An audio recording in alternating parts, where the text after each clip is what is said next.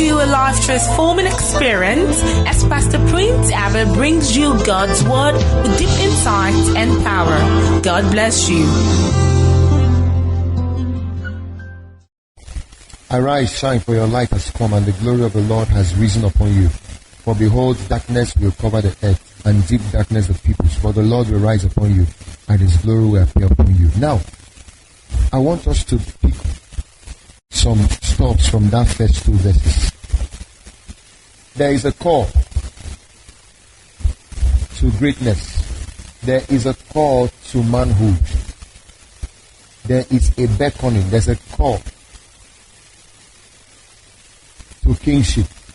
But any call you don't receive, you cannot profit from. For instance, if the governor calls my line and he wants to give me a contract of 10 billion naira, it is one thing for him to call me. It is another thing to receive the call. If I don't pick my phone up and press the green key to receive that call, I'll lose out on a major opportunity. True or false?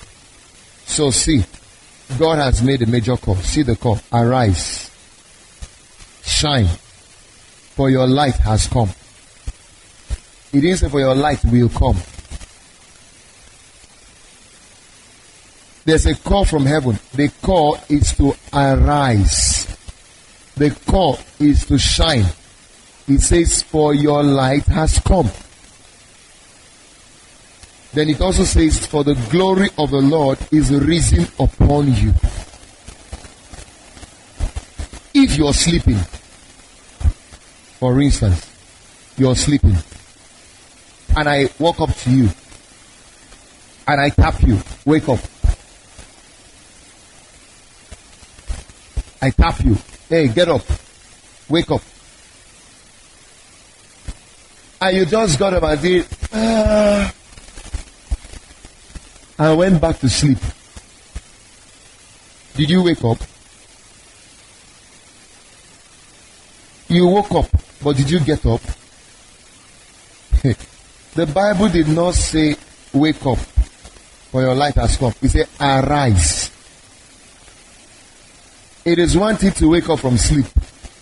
It's another thing to get out from bed. It's one thing to be awake. It's another thing to get up from bed. Do you know I can be in my bed from morning till night, yet I'm not asleep? I can be lying down on my bed from morning till night, yet I'm not asleep. But I cannot be in my bed and be useful. I can't be in my bed and manifest. I can't be in my bed and become a great man. It is one thing to wake up, it's another thing to arise. I want to help you understand something now. That the level to which you're going to go in life, how far you're going to go in life, is no longer dependent on God. Shocking. It's no longer. God's glory does not shine on a man who is asleep. Let's see it. It says, arise, shine. Can you see? Some people think they need glory to shine. God says, arise, you shine first. For your light has come. Then it says, and the glory of the Lord has risen on you. So why do you want glory when you don't want to go through the story? God's glory is the finished product. God's glory is in the future. God's glory is just like saying, get up from bed and go to the kitchen. Food is waiting for you. The food is not in your bed, the house. It's in the kitchen. If you don't get up from that bed and go into the kitchen and open that pot and dish your food, you won't eat. You will starve of hunger. So see what God says. There is glory in your future. There is glory in your tomorrow. There is glory in your destiny. But you can waste your glory by staying in bed. God has cooked enough glory. If you know the savour, the sweet smelling odor from your glory, He has just prepared a meal, filled the pot with glory, and it just says one simple thing you have to do: rise up.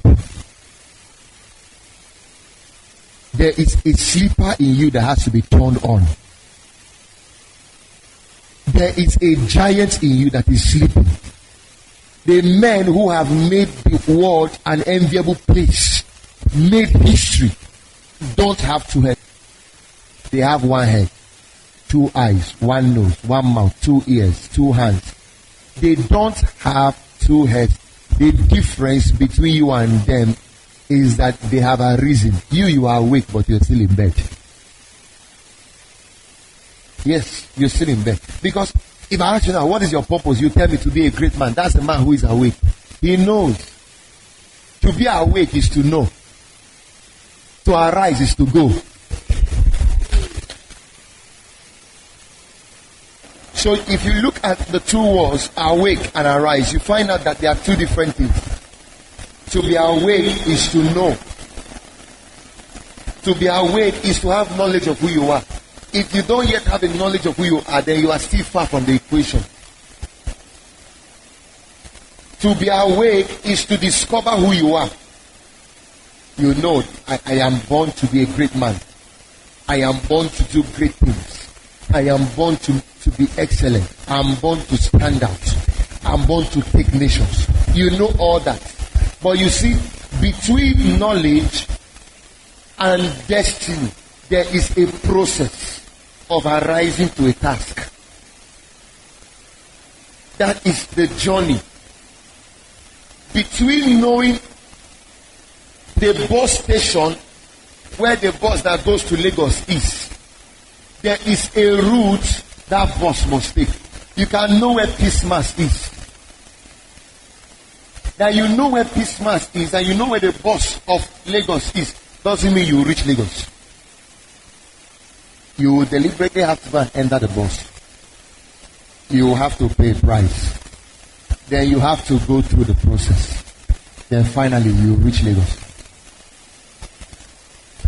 Once that is not in place, it doesn't matter the level of knowledge you have. So now we want to deal with this issue of manhood.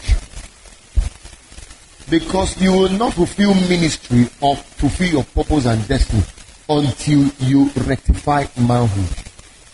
The biggest crisis of the world today is a crisis of manhood. The biggest crisis of manhood is a crisis of identity. And I want to show you that I have been saying it in the services that what Jesus came for was not to take you to heaven. Jesus came to make a man out of a boy. Yes. Oh. Hey. Jesus is our role model. Hey. Jesus is called the second Adam. Jesus is actually the model of manhood. Jesus came to teach us who Adam should have been. Okay. I will show you the first thing he did in the garden when Satan appeared. The first thing Jesus introduced was manhood. Matthew chapter 4. Let's open it. Some of you didn't come with your Bibles. That's bad though. Matthew chapter 4. Hey, can we read from verse 1? Okay, from verse 3. Hey, can we read it? See the first temptation Jesus experienced. First temptation. And the tempter came and said to him, if you are the Son of God, command that these stones become bread. But Jesus answered and said, it is written, man shall not live by bread alone, but by every word that proceeds out of the mouth of God. What did Jesus first introduce? He introduced who he was. Manhood. Because the first temptation the devil brings to you is not the temptation of sin. See, the devil can't break into you until he breaks through your manhood. Get it? He didn't come to make man fall. He came to test. Is he a man? Is he a man? Remember, the question he asked Jesus was, if you are the Son of God, not the child of God. Okay. So, the devil knows this is a man I'm tempting, but let me find out. He's not too sure. He see you in full-fledged deceived man. But he's not sure. He could be a boy inside, but he looks like a man outside. So he comes.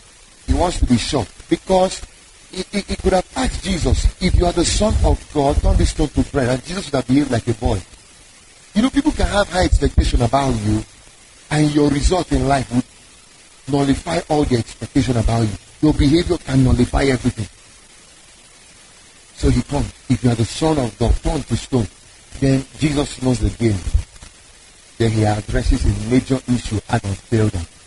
He said, it is written, man shall not live by bread alone, but by every word that proceeds out of the mouth of God. Every. Not by bread alone.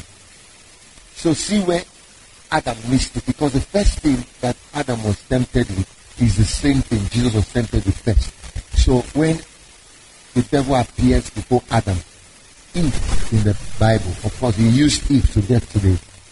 Alright, I will show you some principles that will shock you here now. Real men take first concern about destiny before women. They are first concerned about destiny before food. They are first concerned about destiny before... Okay, I'll show you some of those things. But be picking the principles up. Because when the devil came to Adam, he came through the woman. But he used food. He said, go and give your husband. He said, did God say you should not eat? It was not the woman he was looking for, it was man. Can I shock you? That when he fell down and ate the fruit, nothing would have gone wrong. I want you to know this. Know this. When Eve ate the fruit, God didn't appear.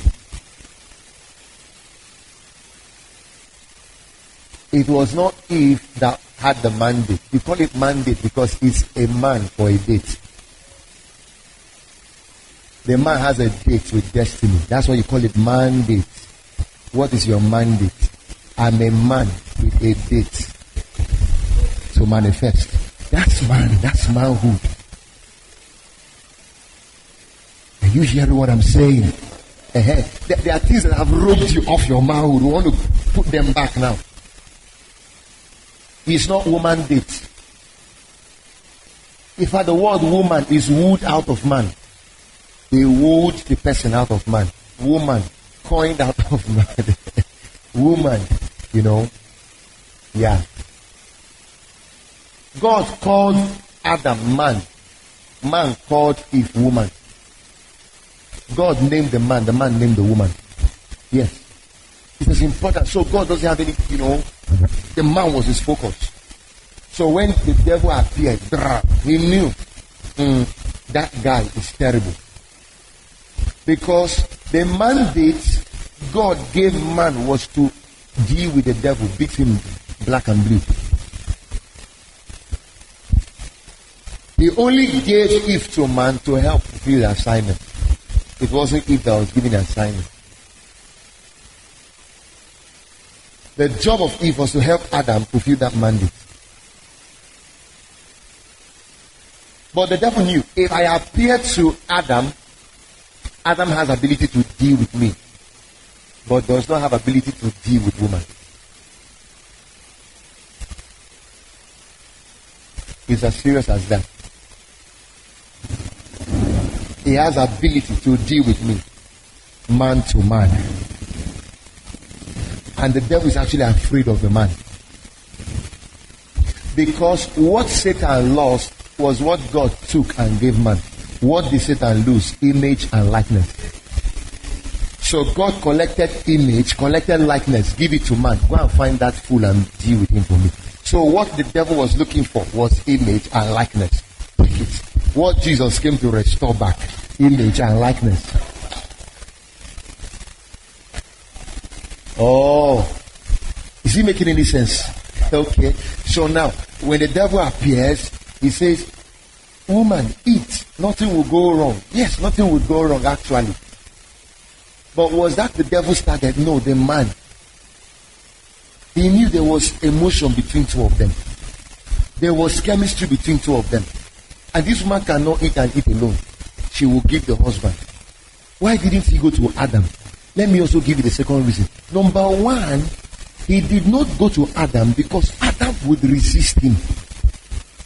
See what God said. Oh, the Bible is beautiful. He said, resist the devil and he will flee from you. Just resist. But when it came to the issue of women, the Bible said Joseph fled from who? Potiphar's wife. So that means the equation is this way. When you see the devil resisting, he will flee. When you see woman, don't resist, flee. So actually, the devil is not powerful in your life as much as the woman is. The biggest devil of Satan is the man, not the woman. But the devil of the man is the woman. So there are two Satans. There is Satan in the form of Satan. There is Satan in the form of woman.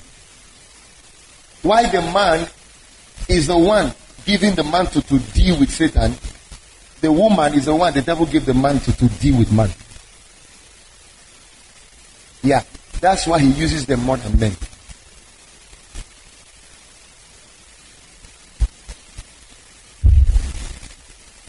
Yeah, that's why. So now, watch it. She eats the fruit. Nothing happens. God does not appear. God does not say anything. She goes in search of the man. Honey, I know you must be tired. The question is, what was man doing?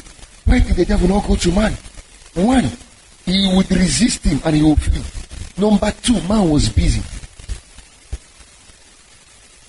That tells you that the natural man made in the image and likeness of God is not created to seek woman.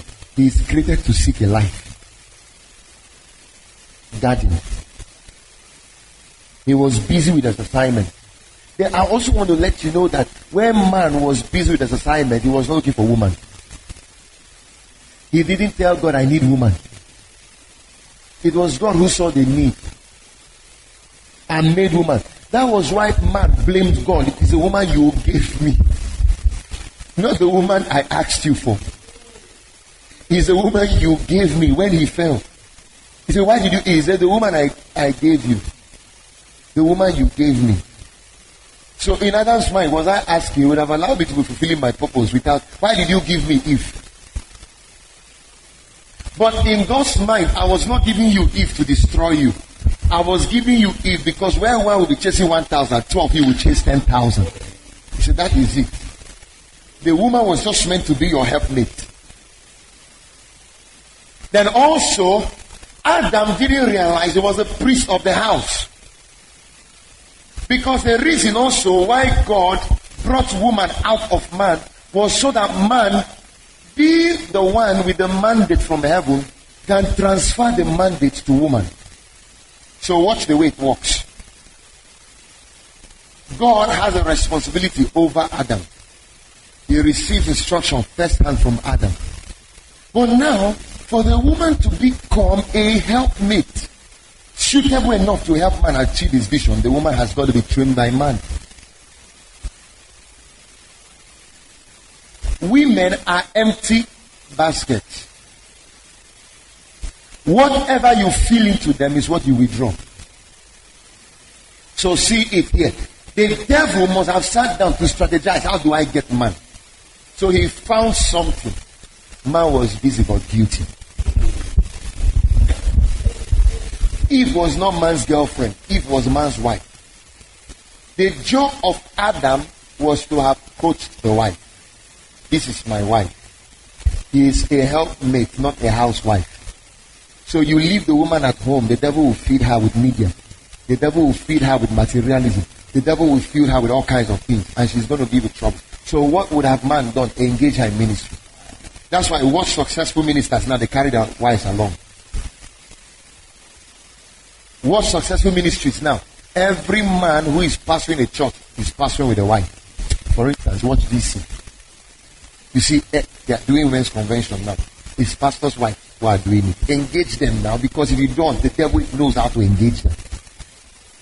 So when you see them parading society, prostitution, when you see them getting great men of God down, don't think it's today. It's something that the devil knows the game. So man made a mistake somewhere. He didn't know. All those fellowship God was coming out to have with man. God was teaching man. It's the same thing I'm doing with you. You should go and do with the woman. Go and do with the woman. If you can, she is a helpmate. But she carries a potential inside to help you fulfill your ministry. But she will not be able to discharge it until you help her become that thing. They are empty baskets. Samson didn't also know it. There was a Delilah around him. But all he was seeing was a lapse. So the lapse cost him a major lapses. Yeah. Are you catching what I'm saying? Yes. It was the lapses from the lapse that made him went down. Yeah, that's the thing. But now see Jesus, real man. He sees Mary Magdalene. Mary Magdalene is of the same kind of Delilah now. So he looks beyond the lapse. He sees purpose. If Samson has seen purpose in Delilah, the Philistines wouldn't have filled Delilah with a mandate to kill the man. Yeah. Because it is what the Philistines put into the woman that backfired on Samson. Samson would have known. Yeah, she's a Delilah. You could either flee from her or get the lady into ministry. She would have been the one giving you the heads of the Philistines. She wouldn't have given your head to the Philistines. Because it's the same thing that happened to Jesus. It was a Mary Magdalene who came. But see Mary Magdalene helping Jesus fulfill ministry. He was not giving do you know the devil must have sought several ways to get to Jesus using women. He could not. How come it was a man he used to get him? I'll tell you. Because the problem of men is greed. Yeah. The problem of men, greed. The problem of men, ego. The problem of men, pride. If the devil capitalizes on that, he will destroy you. So he did everything, looked round. All the women around Jesus engaged in ministry. Susanna, Jonas, Mary Magdalene, Mary. All of them engaged in ministry. So he looked, they are all, and these people are all engaged. He came, which one? He went and found one Judas. He knows his eyes is on money. So let me also shock you that the trap of the man is the woman. But if the devil cannot trap the man with the woman, he traps you with money. Yes, there are a lot of men who cannot fulfill ministry because they are ensnared with material pursuits for money. Some is power, some is fame. They can't fulfill destiny. They can't fulfill purpose. can't trap you with a woman, he traps you with money. You see, that was how he destroyed you. Greed, selfishness, he ruined everything. So let's go back to the Garden of Eden. Man was busy. He did not pump the woman with ministry. So the devil came and pumped her. He took the fruit. Nothing happened. He took the fruit, went down to the woman, to the man. He said, hey, honey, honey, honey, honey. Hey, fine fruit. We have not tasted this one before. Let us eat. This is where I want to get it now. Real men ask real questions.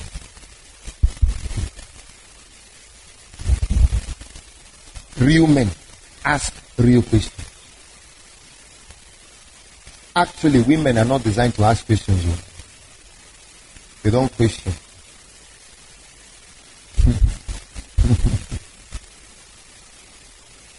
Imagine, got up from sleep. This is the bone of my bone, the flesh of my flesh. She shall be called woman because she was taken out of my rib. Follow me. She follows. What kind of woman is that? She didn't ask, who are you? What do you want from me? Where did this guy come out from? From your womb? Is a lie. Prove it. Show me this part of the rib I came out from. It's a lie. She follows.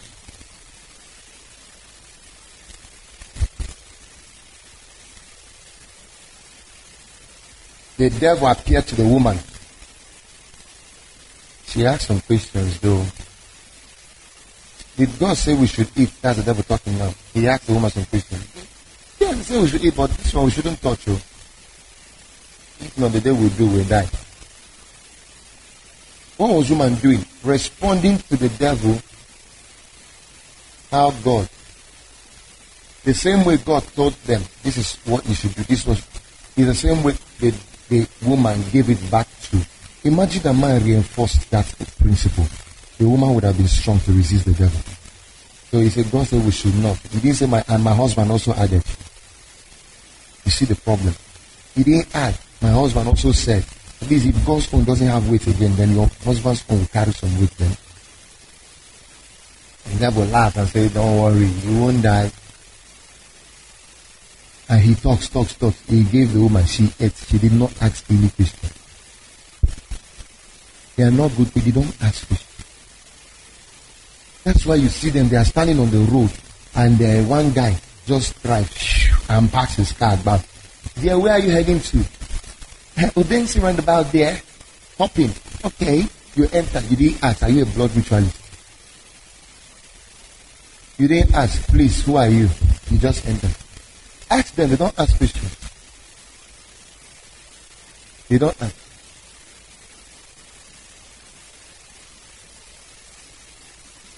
So what the devil found in man was the same thing that makes women out of men. And then the Bible likens them to, he said, treat them as weaker vessels. So there's a weakling that was in Adam. Real men ask real questions. There was a weakling that was in him. So that when the woman showed up with that fruit, he did not ask. There was that same weakling in Esau. There was that same weakness in Samson. What great men. You will see they don't ask real questions. Esau, first son, great guy, energetic, powerful. He can kill all the animals in the bush and jungle in one day because of hunger, stomach. You see that? He won't ask the questions. Give me your birthright. Then I can give you my plate of porridge. He does not sit down to think. His birthright I'm giving, what is the value of it in 5 years' time? This birthright I'm giving now, what is the value? What is the value of this birthright 10 years from now? He saw the immediate. He could not delay gratification. So he dropped it.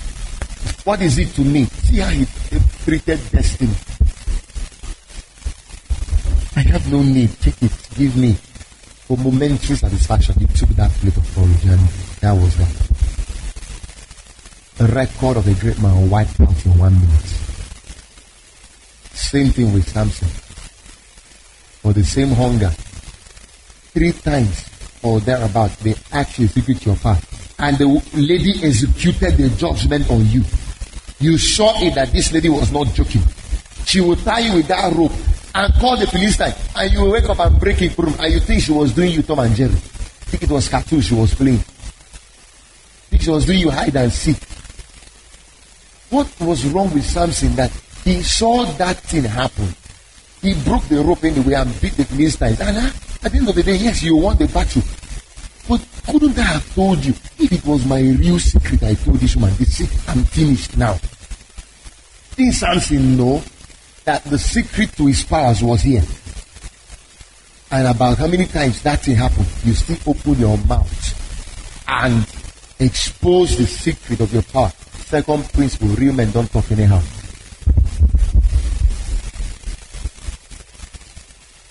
That's why it is very, very unusual when you find a man who is a gossip. Because it's not in their nature. It's the woman who talks. The devil knew the only person who will give me the whole thing I need is a woman. So that's why you must know how to train your women if you are married, for instance. Now, train them. You must be very, very secretive. You put in them what you want. If not, you just put all these things inside. Don't bridle their mouth. They will talk. They destroy you. Destroy ministry. Destroy everything God is building.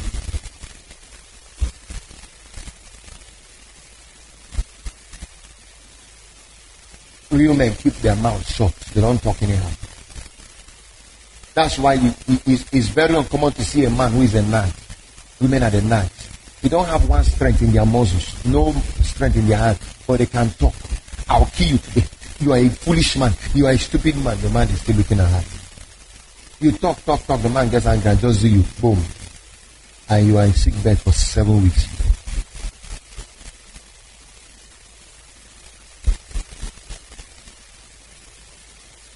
So what was that thing the devil found in Eve that made him get to, in Adam that made him use Eve to get it? He saw that this man is a weakling. He's a very busy man. He's hungry. So Eve brings it. He didn't question. He collects. He knows now this is the fruit God said we should not eat. Hear this. Men take instructions from authority. They don't take instructions from subordinates. Men don't rule from beneath. They rule from above. They don't take instruction from down. They take instruction from up. There are 2 persons you cannot take instruction from. One, the devil. We'll discuss about the second some other time. So it doesn't sound complicated. Are you getting this thing now? So the woman thought, eat, you don't question, you collect, you eat. The moment man ate, that was the moment the glory apparel was stripped off them. Can you imagine that glory did not go when the woman ate? Man's glory, the woman's glory was still intact. It was the woman's glory, the man's glory that departed and when he ate the fruit. Also remember that when God came down at the cool of the evening to have fellowship, he did not call Eve, where are you? God is all-knowing, omniscience. He is all-present, omnipresent. He came down, he already knew something went wrong. The question is that it would have been easy for God to just walk to the woman, knowing that she's the fault of the problem. Why did he go to man? Because he gave man the mandate. So God is a God of order. He's not doing anything with the woman. It's the man he gave that instruction to. Keep this garden. Everything here under you, the woman under. Don't mess up here. If anything goes wrong, I hold you responsible. You are the one in charge. So when you lose charge, the devil takes charge. You ever broke into your house and all your children are into crime or are into prostitution and you are blaming them or whatever? It is you. Your house is your first society. Your family is your first society. There's no society without the family, because the society is just an integration of family units. So when a father fails, that is why the foundation of the male child is the father. Then the foundation of the society is the male. The father is at home to raise the male. The male is the one exported to society to model the quality of the families. So when the family goes wrong, you see abnormalities in society because every male child comes from families. Fathers are foundation for laying the male child. The male child is a foundation for laying the society. So when fathers are weak, they produce weak children.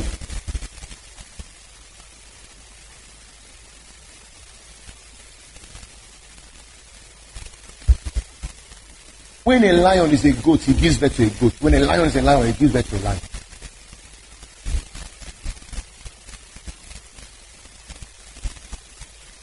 That's why Jesus said, greater work shall you do. Because if we have the same DNA, you can't do lesser than me. Man fell because he did not ask basic questions. Real men ask questions. Real men don't anyhow. Okay. It was the same thing the devil brought to Jesus. The first reply, Jesus was hungry. But another thing you must know about men is that real men know how to control their appetite. So look at the man now called Jesus. Hungry. I feel like eating this bread. Oh. I can do all these things, but sorry, Satan, I cannot. I will not. It didn't say I cannot. I will not. Because man, it is a boy. It's a man. It is a boy. Man shall not live by bread alone. That means children are food driven. Men are destiny driven. And because children are food driven, the Bible says the rod of discipline will drive out foolishness out of. You see, children are fools because they love food. Then you see, okay, let me show you some words that deals with manhood. If you don't have them in your life, you're gone. For instance, you want to claim you are men, you don't have a mentor. Are you seeing that? Why did God give birth to Jesus through Joseph? You must have a father to go father. You must have a mentor if you want to escape the hands of tormentors.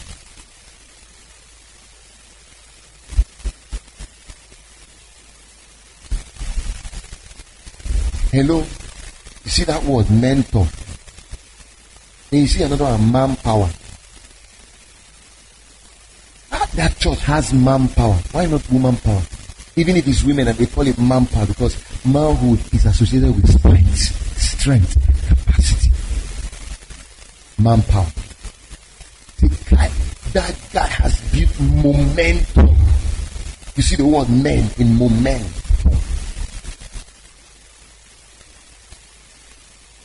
There's nothing that gives the woman that you won't find men playing out.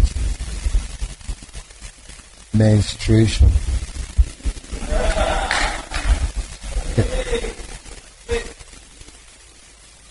If you want to even go the other way, gynecology. Guy, you see guy.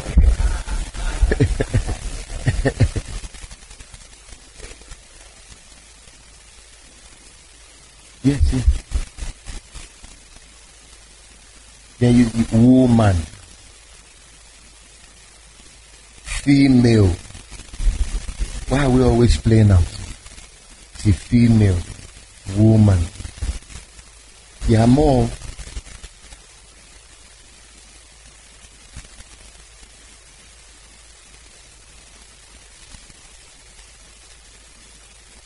Amen. It's manhood we're talking about. If the devil strips you of that thing, you are gone. There are different ways the devil attacks your manhood. I'll show you before the end of this. I have a few more minutes to go before the service begins. Few ways it does. I'll show you before the end of this. But let's still look at a few examples. See Samson. I talked to you about him a few minutes ago. See Esau. Then look at Jesus. Study the account of Jesus and how he overcame. You will see this is a real man. God took time to look for a family that has the capacity it takes to grow, to build this guy. Now watch it. If your family fails, he gives you an alternative family called the church. If you fail in the family and you fail in the church, you are gone. So when your father at home fails, he gives you another father, a spiritual father, who has capacity to build you. So, you see, you have hope. He gave Joseph as father to who? To Jesus. Father. He gave Mary. Check, I can give you attributes about Joseph and Mary. Check the mother. She's a real woman. She's the one who believes in chastity. She doesn't go around abusing herself. There's a real woman. He will raise a real son. Check Joseph. He's the one who has that fatherly concern for his son. He's not the one who goes for a meeting and while they are coming back and he remembers, we forgot Joseph. He says, allow him. He knows the way back home. He looks out for the children. He has this concern. He has genuine concern. He has for the son.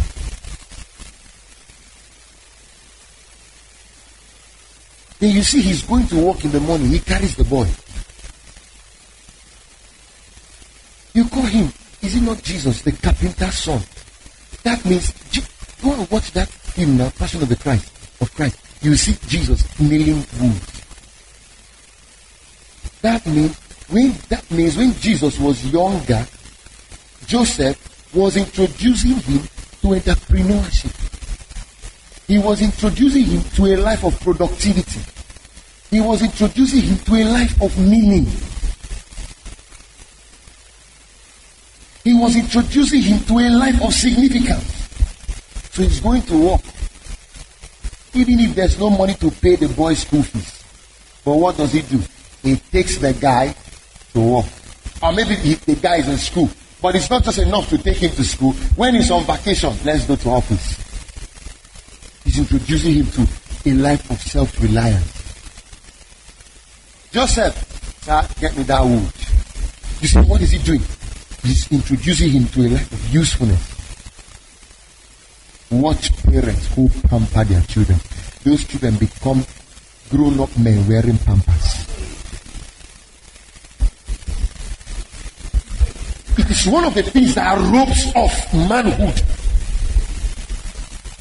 from a man. You see, Josh, there are many men like that. There's one who was here. You see the guy is big. He has fat. He's fat. But he's controlled by the mother. They introduced him to a life of, that was why the boy at the age of 12, he knew he could take care of himself. He was in the temple talking with prophets. Nothing like, mommy, where are you people? My mommy has left me alone. No. Before he was 12, the boy had already learned how to be self-reliant. How to chart his own destiny. Okay, let me show you another example of how that guy was a man. See him in a wedding. They are trying to multiply wine now because wine has finished. They don't know how to go about it. And Mary ran to Jesus. You see, that thing would always come up in women sometimes. You just come up with that mentality of, after I'm your mother, I gave birth to you. So I can order you around. You can do whatever. I'm your father. And you don't know when you reach stage of, look at the 30-year-old boy, man. You think he's still that boy you were growing. Get me going. No, that he's qualified to be on his own. Do you know, constitutionally, it's 18 that qualifies you to join the League of Men. That's constitutional age. 18. Jesus says it's 12. 12 qualifies you. That's why he picked 12 disciples, because 12 is a number of governments. And the government shall be on the shoulders of sons. So from 12 years, you should be a son. Jesus' own constitution says 12. Your government says 18. No, they are wasting time. The thing should start 12. 12 is a number of leadership. If the day wants to change, wants to switch gear, 12 noon, you no longer say good morning. It changes. You want to live the morning of your life. The morning of your life is that golden morn. Give me cornflakes. The morning of your life is that breakfast life. You always want to eat something. The afternoon of your life is when you get apple and bones and you chew them. That's the stage of sonship. You don't do tea by that time. You don't do bread. You don't do golden morn. You don't do cornflakes. Once you clock noon, what you are thinking of is, where is that strong Abah and that strong pomo? Because afternoon are for sons. That's why a real son can skip breakfast and eat his breakfast in the afternoon. Children must eat their golden morn.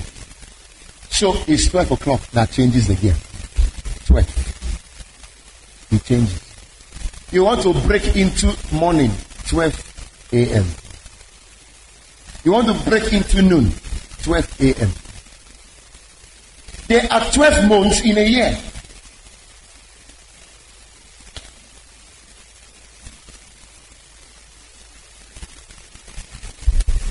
It is a number of government. It is a number of destiny. The year completes its calendar 12 months. So if you're above 12 years and you're thinking I'm a child, you're still behaving like you have already long past time. By now you should be chewing bones, taking nations. That is the implication of what I'm saying. Because people who don't know this thing, who are not taught this thing, they just keep growing older, growing old. You know there's a difference between growing old and growing up. You keep growing old, you knock 50, you are still the same way. I know 50 years old boys and 15 years old men. You hit 70, you're still the same way. You see, you hit 100,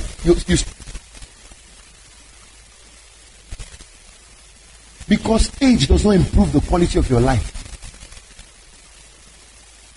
Do you know age even aggravates the quality of your life? As you grow older, let me show you the consequences. You get closer to your grave.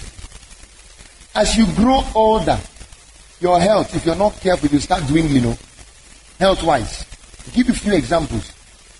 There are things my grandfather can enjoy now. Can't give him meat to eat now. Where is the teeth to use and eat it? Teeth is going.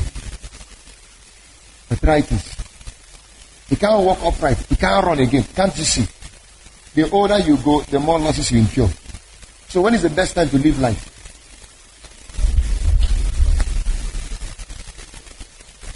Do you know some of you have already lost time? The best time to live it is from 12 years. You're growing older. Allowance, you're growing older, you're depreciating in body. Go and look at your grandmother and see how she looks. No matter what you buy for. Didn't you see when they buried the woman's mother? Of all the money that family has, the woman still looks old. You're growing older, you're shrinking, your skin is changing, no matter what you do. You're growing older, your eyes is getting dimmer. That means you at a level to which you can't see things again. Vision starts going. That's why you see this thing called succession. Wise men who are real men, when they get married, like for instance, at a very young age, you get married, maybe 25 or 30, you're married. 10 years plus, 40 years, you have a 10 years old child. Have you? Add it maybe another 10 years. You are how many? 50 years. Your son is how many years? 20 years. 50 years is a good retirement age. Then maybe add it 55. Then your son is 25. That is handover. Because they know once they hit that 55, it's that 60, they start going down. You cannot pursue certain things again like you used to. You cannot fire the way you used to fire before. You can't. Can't you see it in football? There's an age you get, you can't play again, no matter how good you play. Can't you see Erufaya cannot keep again? No matter his experience, the best he can do is to coach now. KC, no matter his skill, cannot play again. The best he can do is to coach. That is the same way Joel put it. In the last days, your old men will coach you. Young men will play the ball. That's paraphrase of that scripture. If you're thinking you don't understand it, let me explain it. Old men will dream dreams. Dreaming dream is coaching. It's mentorship. Experience, they guide you the experience. Then see vision is to play. Young men, your sons and daughters will prophesy. They will be the one mounting all the crusades in the world. addressing national issues. That's prophecy. Prophecy is profess what you see. So what is the vision? I see America liberated. Go and tell them. You see America saved from this moral decay that is going on now. It's simple now. You have already seen that vision, seen that future. Let's get to America. Stage it in the stadium. Start addressing the issues decay in America. You see vision, then prophecy. Vision. Because if you see the thing, prophecy, bring it to pass. Call the future into the present. So see a real man called Jesus. He was in the temple. Wine has finished. Marriage feast. The mother comes like she used to do before. Son, wine has finished here. I know you have passed to produce this thing and you are still sitting down here. What are you doing? Go and give them wine. Jesus turns. He didn't say, Hail Mary, Mother of God, what does thy want thy son to do for you? Your beloved son, thus speakest, for thy son heareth. No, that's not what Jesus did. Jesus turned to the woman and said, Woman, what do you want with me? Don't you know my time is not in your hands? You can't regulate my life the way you want. That's what it means when he said my time has not yet come. If he meant my time has not yet come, then why did he perform the miracle? His time was there. He was saying my time is not with you. You're not part of the mandate. Your own job is to bring me here. Allow me to fulfill what God sent me here for. So stupid men go sentimental. You see that thing called emotional attachment is the devil who builds it. It's not God. He just builds that emotional attachment between you and your mother. One had that problem here. Watch them. They grow fat. They grow robust. They look manly on the outside, but they are children inside. It is called mother and father wound. When you begin to, there is a time when you need to separate that umbilical cord between you and your mother. That's why when you are giving birth to, you see that attachment, that cord is here. Doctor carries knife. Can't he cuts it? There is another invisible one you must know how to cut. If you don't cut it, Abraham had that affinity with his father. At 75 years, he was still running errands in the house. He was still doing daddy's point. If I leave him now, who is going to stay with him? If I leave him now, he's going to die. Let him die. Go and fulfill your destiny. Watch it. There are men who even grow. They get ready to get married. Their parents marry for them. Not only did they marry for them, they come into the family and start controlling the game. So the man cannot enjoy his wife because the mother is the one telling the guy how to enjoy the woman. The mother is the one telling the guy what kind of food is she cooking for you. Yes, you have not given birth. 10 years. Isn't your business? Go and pray. That's your job. Don't come to my house and bully my wife. She's my wife. So they're coming. You see, that's where in-laws coming. The parents from the mother's side, from the wife's side come. Parents from the man's side come. They start controlling the game.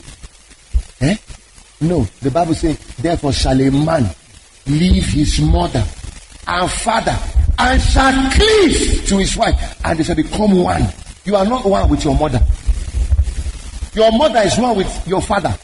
You are one with your wife. There are families, couples I've seen, they allow their mother come in and they are beating their wife and they are sitting and taking juice. You have lost manhood. You don't know anything. Because she didn't give you a baby after 2 or 3 years. They are beating her. You've lost her. You've lost your head. There are some, you bring your mother into your matrimonial room. Your wife wants to come in, you go and use the visitor's room. I and mommy were talking. Something is wrong with you. That woman stole manhood. There are women like that, overbearing. They want to control. They control. Watch men who grow that way, who have that affinity with their parents. They don't end up becoming men. Something has been wrong. When it comes to dealing with the real issues in life, they can't deal with it. The injunction is live and cleave. Leave so you can cleave to your mother, to your wife, and your husband. Some women even do it. Girls, they get married. There's no food in the house. They are running back to their mother. Mommy, hunger has finished us. You have finished that man. Because you were grown the same way. Some men even do it. They go back. Mommy, Gary, where's your manhood? You want to recognize that you are a priest. Raise your rod and call forth for that thing that is hanging in the air. Then go outside and begin to chart a vision and a course for your life. Stop sitting down idly.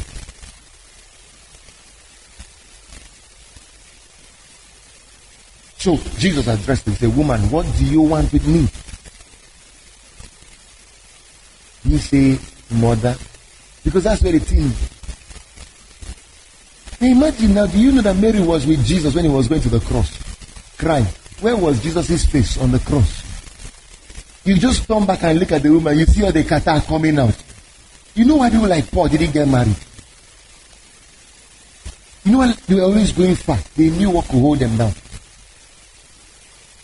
He had turned and looked at all those women crying. He said, okay, I won't die again, let's all disappear.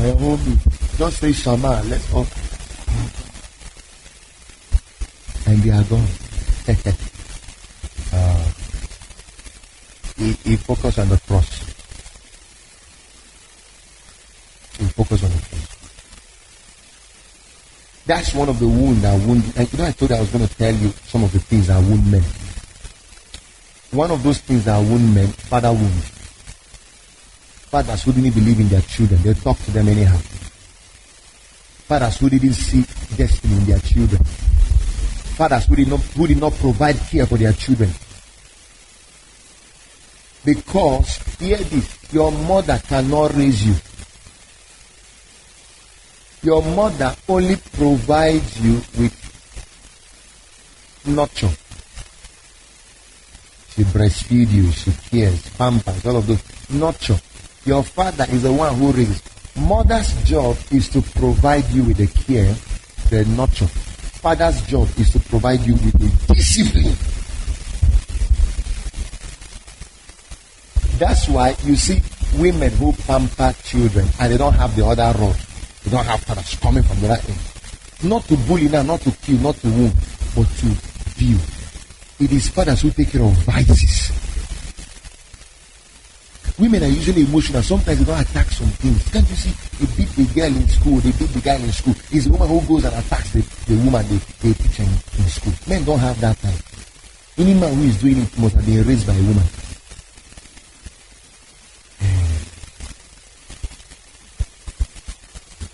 So it's the man who, the woman does that. Who beat my child? If next one again, I'll kill you. I will drop. We will stop paying school fees.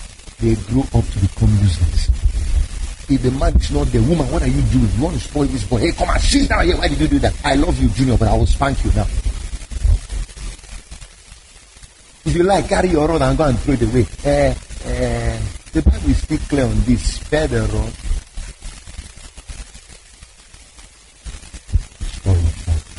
So, the Bible says, foolishness abounds in the heart of a child, but the rod of discipline. Then you see the Bible say, he that the father loves, he chastises, not he that the mother loves. His fathers who chastise. So, when a child lacks father upbringing, something is missing in his destiny. I'm a complete man today. Fatherhood. The discipline my dad gave me. Not before spiritual father, you know the kind of spiritual father I have. So combine my kind of, I've known discipline all my life. Combine my kind of father in the house, then combine my spiritual father. He's a giant you have raised. Then another thing with fathers is, you know why they discipline? They see the future ahead of you. They know it's a glorious one. If they don't do anything about it now, the devil will do something about it. So they bring in discipline, they bring in correction, they bring in mentorship, they bring in all kinds of things. When you see them, sit down, read this book until you finish it. They are not being wicked. They are trying to get that giant inside of you. Come on. So where in fact women are usually empathetic, sympathetic. No, men are not. Men are interested in your future and destiny, no matter the cost. They want to see that thing that has been That star they saw ahead of you, they want to see it happen. So they'll put it through the discipline. So you see, most of the boys we have problem with in training. How are you to talk to me like that? My father never talked to me that way. It's you. Yes, that's your problem. If he didn't talk to you that way, it's your problem. Nobody has ever spoken to me like that all my life, and it's you. That is your biggest problem. The problem is that nobody actually did that to you. So you can't see also that you are fast heading towards failure. You are quickly, slow motion, but speedily heading towards failure.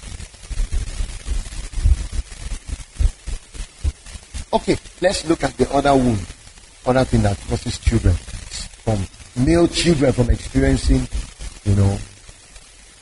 let's look at it.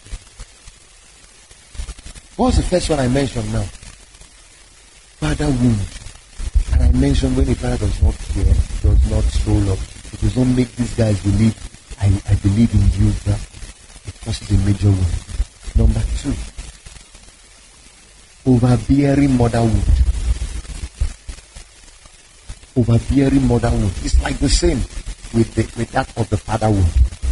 Father wound is the absence of fatherly covering, mentorship, discipline, and all those necessary stuff. Then the one that deals with the mother one is the one that pampers. It causes wound. Overbearing mother, overbearing. The one that anytime you are going out, she's, where are you going to, Junior? What are you doing now? Where are you now? Junior, son, where? She's always checking up on you. She thinks she's loving you, but she's wounding you. She thinks she's caring, but she's destroying you. She can't allow you to be. You are sleeping in the night. She comes into your room and check, opens the blanket, look at you and kiss you small. She has destroyed you. You know one thing I like about Eddie Murphy, Akin. He knew he would have died even if he was a king. See, look at the boy at 21 years could not cook. He could not bath himself. The guy must have known enough to know that these guys are going to end my life if I continue like this. So what does he do? He tells the father, I want to go on a 40-day vacation. So he travels to America. All those things they were doing for him are lie. He took all the properties they came with and sold it. The other one called Semi was interested in that life. He said, no way. Give it, we are going to the restaurant to go and wash plate. How can an old man like me not know how to wash plate? Not know how to cook? Not know how to bath myself? So he wanted to feel what manhood was like. What the king and that woman was stealing from him was manhood. He thought they were making royalty out of him. No, it wasn't royalty. They were robbing him of manhood. He's accountable to get married. He can't choose his bride. What is that? You go and carry one lady and come and give him to marry. And he has never met the lady for 21 years. 21 years they were building her from childhood to become a wife. You don't meet each other and one day you're going to get married. And the day you're getting married, the day you're meeting your wife for the first time. That is nonsense.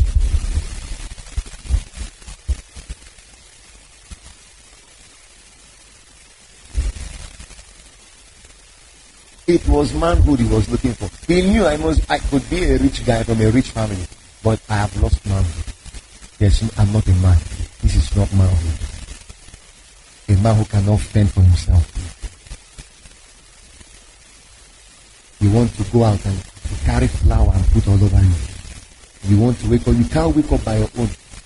So any day they don't ring the bell and sing all those songs, you are going to heaven. You could die and just go. You won't wake up. So they give rule in the house, son, never wake up from sleep until you hear the music. So any day they go on vacation, you will sleep all through.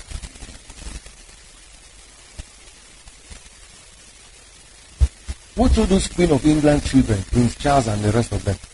Is the day they meet real life. That's the day you know worry boys are fortunate in a way.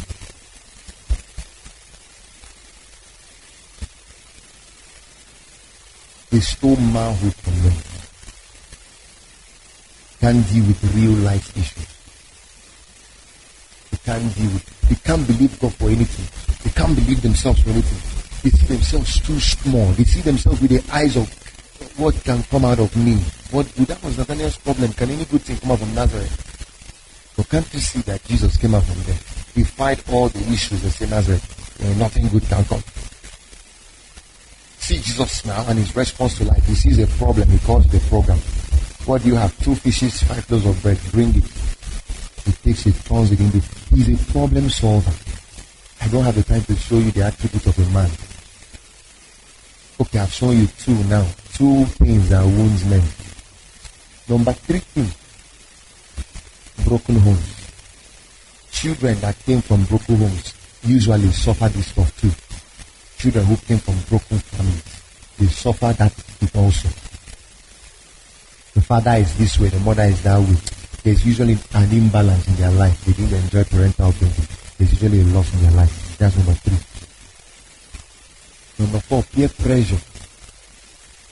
Company you kept, kind of association you kept. They were always talking you down, beating you down. So it caused you a major wound, inferiority complex. Another one is poverty. Poverty. Grew out of poor family, you grew out of poor family, it can cause a major wound. Poverty. Background. It would have been a major problem for Jesus if he didn't defeat it. It would have been a major problem for Moses if God didn't help him. What was God restoring to Moses at the garden, the burning bush? It was giving him self-concept, self-esteem. Moses had a failure mindset already. He saw Pharaoh as almighty. This guy will kill me if he sees me. God had to take that failure. See Gideon, mighty man, but could not fight. And he couldn't kill one guy. Why? I'm the least of my family. I'm the smallest. I don't have any power. And the angel spoke, you are a mighty man, my friend. That's one of the wounds. See, inferiority complex. You get them most of the time, even from family, background, from peer pressure, peer groups.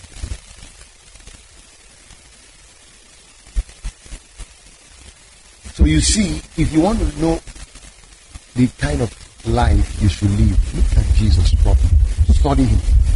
He's not just a savior who can take you to heaven. He is the model of the original man. Adam is the model of the fallen man. The manhood most of you exhibiting is the fallen Adam. Okay, see some of the attributes of a real man. He's a problem solver. Check any problem Jesus had, he didn't solve.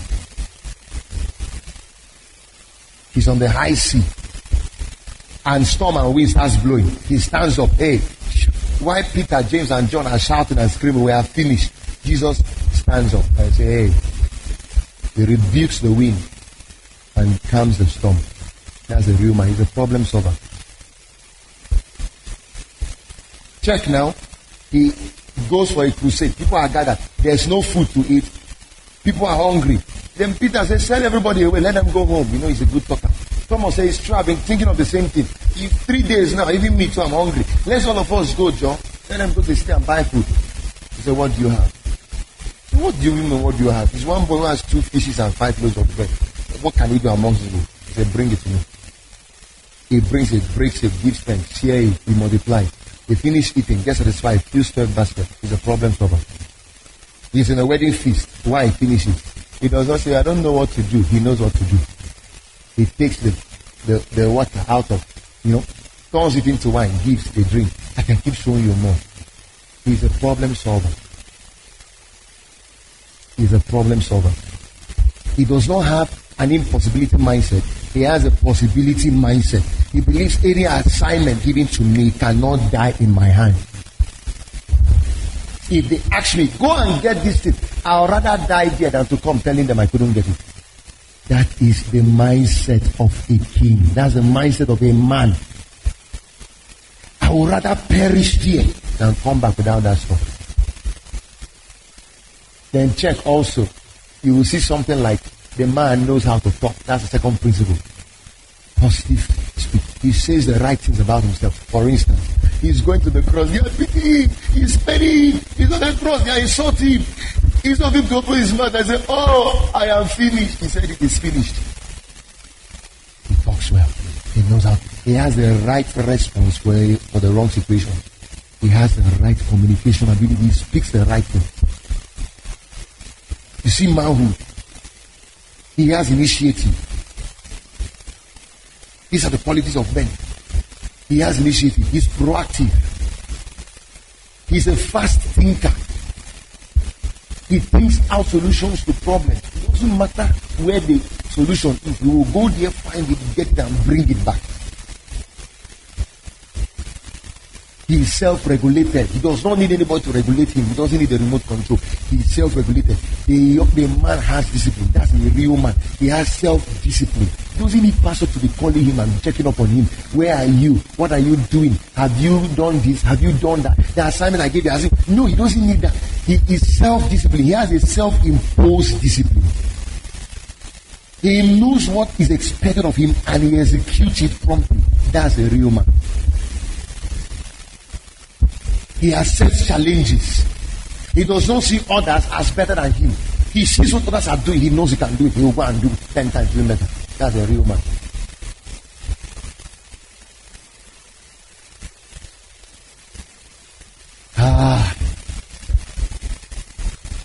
You know, that is me. Everything I'm doing is just exhibiting manhood. There is no other secret. The secret, no other secret, is manhood. Manhood. I'm just showing you the image of the risen Adam, the image of the risen Christ. This afternoon I took a drive somewhere. You know, the meeting was to start 3. 4 I came in because I was driving some places. What was I looking for? Land. Called the agent. Come and take me to those lands. You say you would. We went there. So how many people? I said, you're talking of, I'm looking for hectares. Took me, we check. I'll come down from my car, walk in, speak in tongues. I claim here in the name of Jesus. And I will look. You see, carry itself. It will tell you this man is confident. He has bought this place already. How much is here? 50 million. I said, okay, we'll pay. I like it.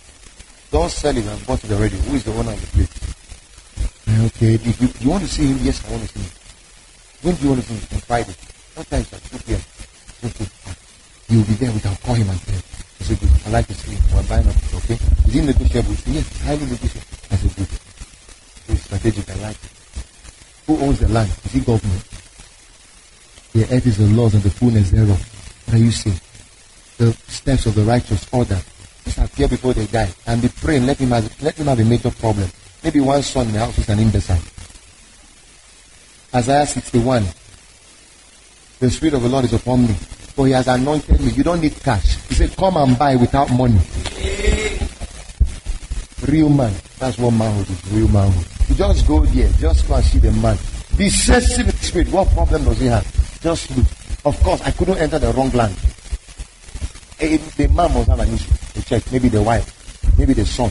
Maybe something that is. Then I carry enough light and solve. I carry enough solution to stop. Dispense it.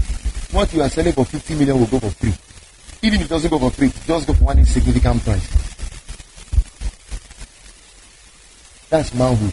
They carry possibility mindset. Real men have a sense of urgency. They know there's no time to waste time. They have a sense of urgency. They have a sense of importance. This thing has got to be done, or what am I doing? Urgency. They are go-getters. They are goal-setters and they are go-getters. They believe in achievements. They believe in achieving goals. They believe in setting high goals, heavy goals, high targets, and they pursue it until they achieve it. Nothing can stand in their way of achieving that goal. That's a real man. Real men are void of excuses. They don't give excuse. What are they doing with it? They don't give excuses.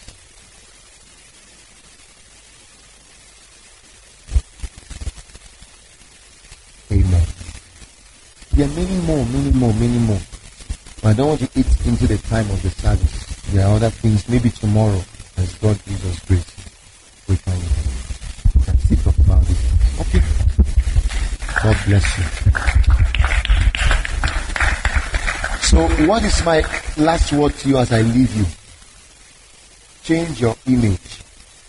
It is a distorted, defeated image of impossibility. Change it. Some of you need to go and get this tape. Stay on it. Stay on it. Keep staying on it until it jumps into you. In life, you don't see things the way they are. You see them the way you are. The mirror from which you see things is you. You remember when something goes wrong with something, maybe something that you are connected to, maybe somebody died and they are consoling you. You often hear words like, be a man, be a man. You're already a man, but they're telling you be a man. That tells you manhood is not just a state of life. Manhood is a state of being. In life, you are a man.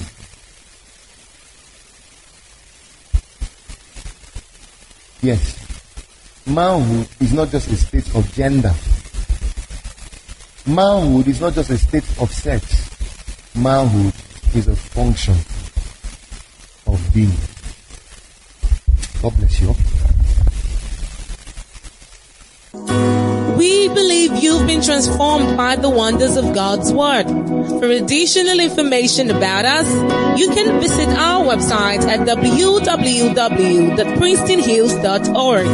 You can also send us a mail at info@princetonhills.org or call 070-331-66762 or 081-31-555-747. Princeton Hills Ministries, raising global leaders.